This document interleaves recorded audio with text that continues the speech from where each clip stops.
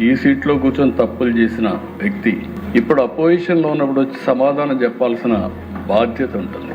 Assembly అనేది ఒక పవిత్ర దేవాలయం, ప్రజా సమస్యల పరిష్కారానికి వేదిక, జవాబుదారీతనానికి ఇది ఒక వేదిక అనే విషయం మనం మర్చిపోకూడదు. మా ఇష్ట ప్రకారం చేస్తాం, మేము వెళ్ళిపోతాం, ఎదురుదాడి చేస్తాం, కరెక్ట్ కాదు అధ్యక్ష. నేను చెప్పే విషయాలన్నీ మీరు చూసిన తర్వాత సభ్యులు కూడా మీ అమూల్యమైనటువంటి సజెషన్స్ ఇవ్వండి. ప్రజల నుంచి కూడా సజెషన్స్ తీసుకుంటాం. మళ్ళీ ఇలాంటివి జరగకుండా, పునరావృతం కాకుండా ఏం చేయాలని చేయడమే కాకుండా పటిష్టమైనటువంటి యంత్రాంగాన్ని, అదే మరి ఇన్స్టిట్యూషన్ని బిల్డప్ చేసుకోవడం మనందరి బాధ్యత.